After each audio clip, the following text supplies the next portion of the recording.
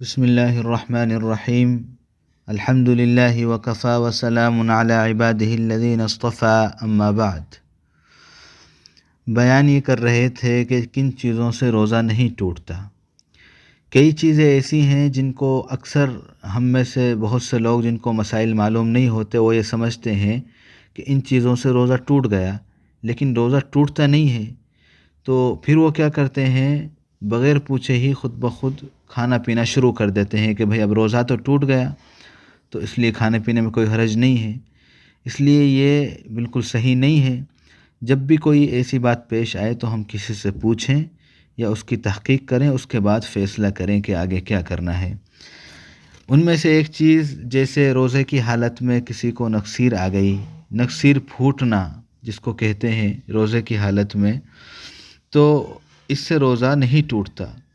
ہاں، اگر نکسیر کا جو خون ہے وہ حلق میں پہنچ کر پیٹ تک چلا گیا تو پھر روزہ ٹوٹے گا اور روزہ فاسد ہوگا، لیکن صرف نکسیر پھوٹنے سے، نکسیر آنے سے روزہ نہیں ٹوٹتا ہے۔ اسی طرح جیسے روزے کی حالت میں ہم جو منہ کے اندر تھوک ہمارا بار بار آتا رہتا ہے یا رال ہو، اگر اس کو ہم واپس نگل لیتے ہیں تو اس سے بھی روزہ نہیں ٹوٹتا ہے۔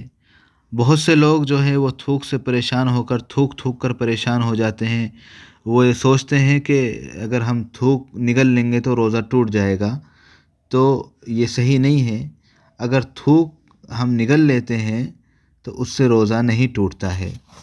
اسی طرح یہ شکایت بھی اکثر لوگوں کو پیش آتی ہے رمضان کے مہینے میں کہ الٹی ہو جاتی ہے بعض دفعہ سحری کے بعد، اور ہم یہ سوچتے ہیں کہ بھئی الٹی ہو گئی تو اب روزہ تو ٹوٹ گیا تو اب لہٰذا ہم کچھ کھا پی لیتے ہیں۔ تو اس بارے میں بھی مسئلہ یہ ہے کہ اگر الٹی جو ہے وہ خود بخود ہوئی ہے، ہمارے اختیار سے نہیں ہوئی، ہم نے جان بوجھ کر نہیں کی، تو پھر وہ چاہے منہ بھر کر ہو یا کم ہوئی ہو، اس سے کسی بھی صورت میں روزہ نہیں ٹوٹتا ہے۔ ہاں، اگر ہم نے جان بوجھ کر الٹی کی ہے، جان بوجھ کر قے کی ہے، تو اگر وہ منہ بھر کر ہوئی ہے، بہت زیادہ منہ بھر کر ہوئی ہے تو پھر روزہ ٹوٹ جاتا ہے، لیکن جان بوجھ کر کی ہے پھر بھی منہ بھر کر نہیں ہوئی بلکہ تھوڑی ہوئی ہے تو اس سے بھی روزہ نہیں ٹوٹتا۔ لیکن اگر کسی شخص کو الٹی ہو گئی خود بخود، چاہے وہ تھوڑی ہوئی ہو چاہے وہ منہ بھر کر ہوئی ہو، پھر وہ سوچے کہ یار میرا روزہ تو ٹوٹ گیا، اس لیے وہ کچھ کھا پی لیتا ہے، تو کچھ کھانے پینے سے اب روزہ ٹوٹ جائے گا۔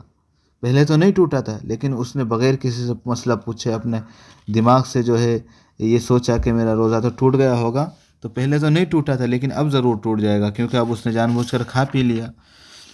اسی طرح روزے کی حالت میں مسواک کرنے سے روزہ نہیں ٹوٹتا ہے، اور منجن کرنا یا اسی طرح کوئلے سے دانت صاف کرنا، ان سے بھی روزہ ٹوٹتا نہیں ہے لیکن مکروہ ہے۔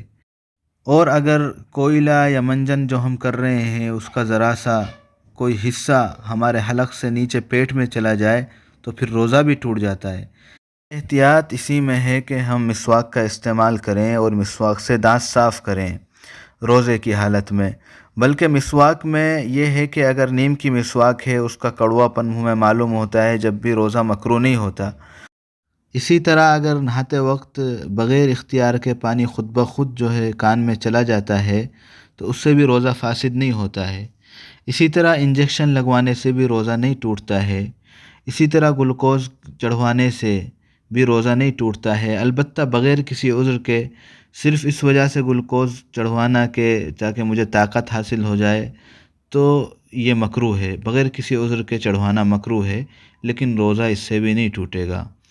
اس کے علاوہ اور بھی بہت ساری چیزیں ہیں جن سے روزہ نہیں ٹوٹتا، اس لیے جب بھی ہمیں کوئی ایسی چیز پیش آئے جس سے ہمیں ایسا لگے کہ روزہ ٹوٹا یا نہیں، تو اپنے دماغ سے فیصلہ نہ کریں، اپنے ذہن سے فیصلہ نہ کریں، بلکہ کسی سے پوچھ لیں۔ اس کے علاوہ جو مسائل ہیں کسی بھی عالم سے، مفتی سے پوچھیں، اس کے بعد عمل کریں۔ اللہ تعالی ہم سب کو دین کی صحیح سمجھ عطا فرمائے۔ والسلام علیکم ورحمۃ اللہ وبرکاتہ۔